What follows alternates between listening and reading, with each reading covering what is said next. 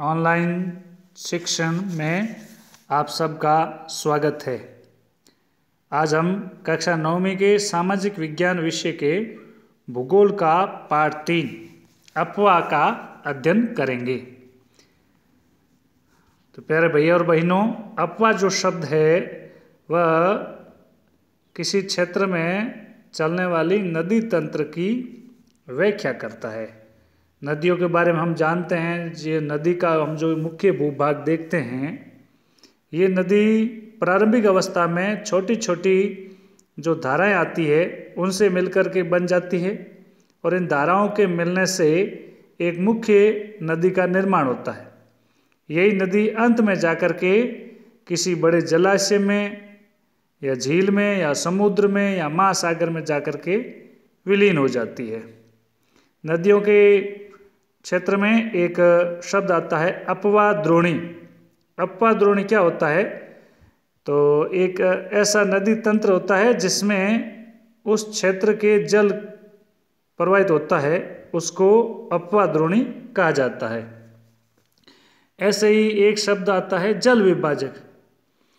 तो जमीन का वह ऊंचा भूभाग या किसी पर्वत का ऊंचा भाग जो दो पड़ोसी अपवा द्रोणियों को, नदियों को एक दूसरे से अलग करता है, उसको है वो जल विभाजक कहा जाता है। तो विश्व की सबसे बड़ी अपवा द्रोणी है वो अमेजन नदी है, और ऐसे ही भारत की जो सबसे बड़ी अपवा द्रोणी है वो गंगा है। अब आते हैं भारत में अपवा तंत्र कितने प्रकार का है।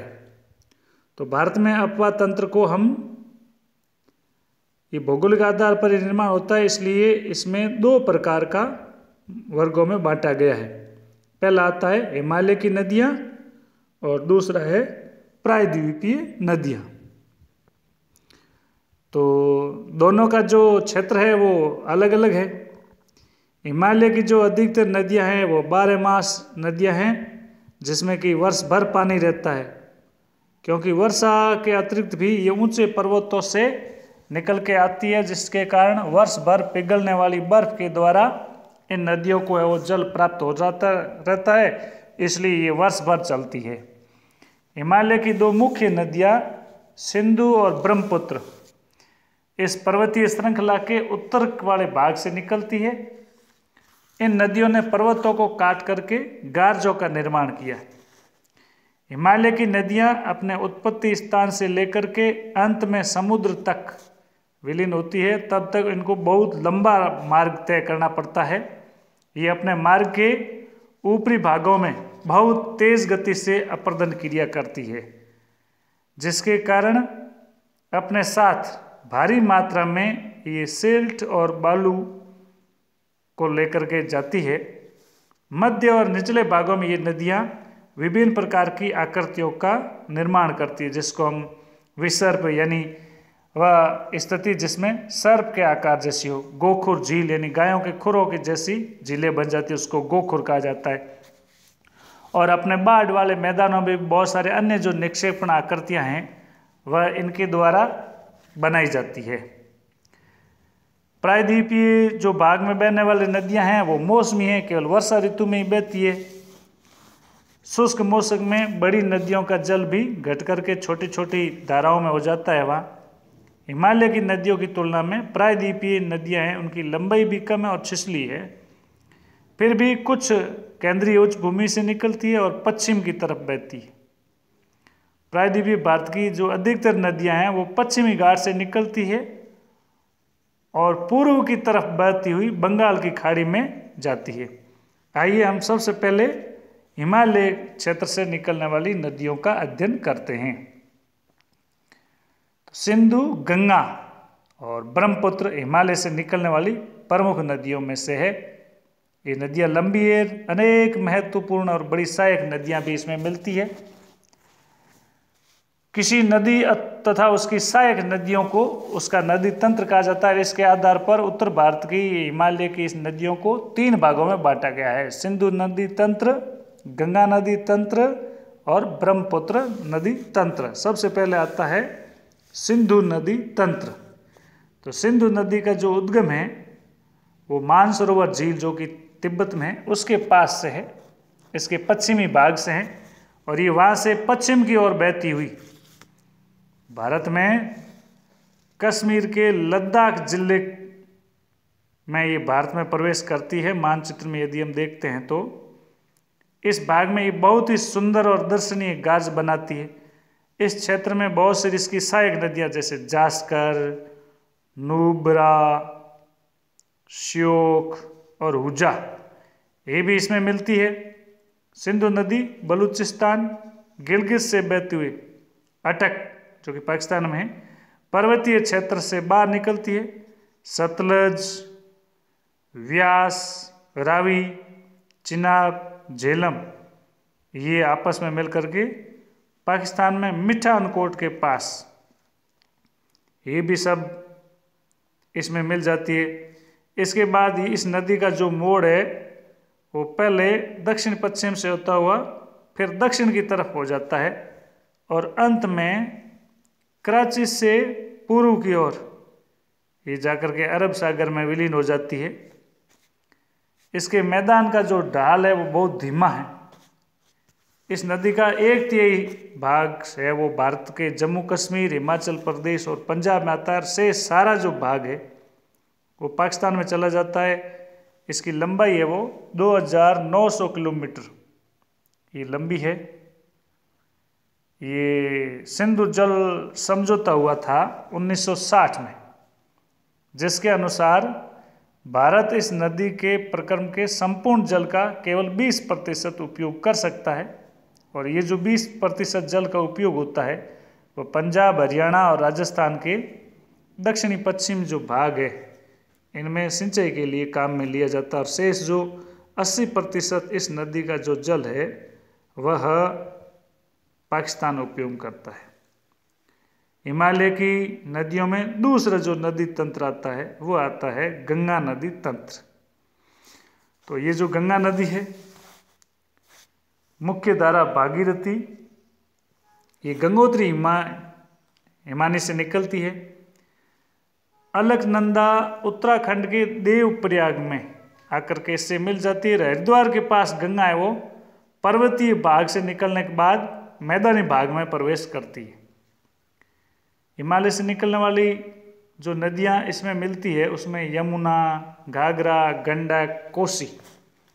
यमुना नदी हिमालय के यमुनोत्री नामक हिमानी से निकलती है और ये गंगा के दाहिने किनारे के समानांतर बराबर बहती है और इलाहाबाद में गंगा में आकर के मिलती है, जहाँ एक कुंभ का मेला भी भरता है। घाघरा, गंडक, कोसी नेपाल, हिमालय और वहाँ से निकलती है। इसके कारण प्रत्येक वर्ष उत्तरी मैदान के कुछ हिस्से में बाढ़ आ जाती है, जिससे बड़े पैमाने पर जान माल का नुकसान भी होता है। लेकिन ये वे नदियाँ हैं जो मिट्टी को उपजाऊपन प्रदान करके कृषि योग्य भूमि बना देती है। प्रायद्वीपीय उच्च भूमि से आने वाली मुख्य जो सहायक नदियाँ इसमें मिलती है चंबल, बेतवा और सोन। ये अर्ध शुष्क क्षेत्रों से निकलती है। इनकी लंबाई कम है और साथ में पानी की जो मात्रा है वो भी कम होती है। बाएं तथा दाहिने किनारे की जो सहायक नदियां हैं वो गंगा पूर्व दिशा में पश्चिम बंगाल के फरक्का तक बहती है। ये गंगा नदी का डेल्टा का सबसे उत्तरी बिंदु है। यहाँ पर जाने के बाद ये नदी दो भागों में बढ़ती है, भागीरथी, हुगली। इसकी एक वितरिकता है, दक्षिण की तरफ बहना शुरू हो जाएगी और डेल्टा के मैदान से ये बहती हुई बंगाल की खाड़ी में जाती। मुख्य धारा है इसकी जो गंगा की वो दक्षिण की तरफ बहती हुई बांग्लादेश में प्रवेश करती है और वहाँ ब्रह्मपुत्र नदी इससे आकर मिल जाती है। और अंतिम चरण में जाती हुई गंगा और ब्रह्मपुत्र समुद्र में विलीन होने से पहले इनका जो सामूहिक नाम होता है वो मेघना। गंगा और ब्रह्मपुत्र के जल वाली ये वृद्ध नदी बंगाल की खाड़ी में मिलती है और इन नदियों के द्वारा बनाया गया ये डेल्टा है, जिसको कि सुंदरवन का डेल्टा कहा जाता है। सुंदरवन का ये जो डेल्टा है वो किस आधार पर नामकरण हुआ है, वह यहाँ पर सुंदरी पादप पाया जाता है। इसके कारण इस बाग को सुंदरवन कहा जाता है। ये विश्व का सबसे बड़ा और तेजी से वृद्धि करने वाला है। यहाँ रॉयल बंगाल टाइगर भी पाया जाता है। एक गंगा नदी के स्वच्छता हेतु एक परियोजना है जिसको कहा जाता है नमामि गंगे परियोजना। ये एक एकीकृत संरक्षण मिशन है। इसके अंतर्गत गंगा नदी से संबंधित 2 उद्देश्यों की पूर्ति होती है। पहला है इसके प्रदूषण को प्रभाव को कम करना और उसके संरक्षण और कायाकल्प को इसके माध्यम से वो पूरा किया जाता है। गंगा नदी की जो लंबाई है वो 2500 किलोमीटर है और अंबाला नगर सिंधु तथा गंगा नदी तंत्रों के बीच में जल विभाजन का काम करता है। अंबाला से सुंदरवन मैदान की जो लंबाई है वो 1800 किलोमीटर है, लेकिन इसका जो ढाल में गिरावट है वो 300 मीटर के आसपास है। यानी इस प्रकार से 6 किलोमीटर दूरी की ढाल में गिरावट 1 मीटर तक होती है। इसलिए इन नदियों में ये बड़े बड़े विसर्ग बन जाते हैं, क्योंकि ढलान कम होने के कारण जो जल की गति है वो धीमी हो जाती है। हिमालय नदी तंत्रों का तीसरा नदी तंत्र आता है, वो आता है ब्रह्मपुत्र नदी तंत्र। तो ब्रह्मपुत्र नदी है वो भी मानचित्र में देखते हैं तो ये कैलाश मानसरोवर झील के पूर्व में, जो कि तिब्बत में सिंधु और सतलज के स्रोतों से काफ़ी पास से ही निकलती है, लेकिन इसकी लंबाई वो सिंधु से ज़्यादा है और अधिकतर जो इसका मार्ग है वो भारत से बाहर है। ये हिमालय के ठीक समानांतर बराबर पश्चिम से पूर्व की तरफ बहती है और नामचा बरवा शिखर है जिसकी ऊंचाई 7757 मीटर है। वहाँ से ये अंग्रेजी के यू आकार जैसा ये मोड़ बना करके भारत के अरुणाचल प्रदेश में एक गाज के माध्यम से ये प्रवेश करती है, जहाँ इसको दिहांग के नाम से जाना जाता है। और ब्रह्मपुत्र को तिब्बत में सांगपो और बांग्लादेश में इसको जमुना के नाम से भी पुकारा जाता है। दिबांग, लोहित, कैनुला और दूसरी सहायक नदियाँ इससे से मिल करके असम में आकर के इसका ब्रह्मपुत्र का निर्माण करती है। इस नदी में जल और सिल्ट की मात्रा भी बहुत कम होती है।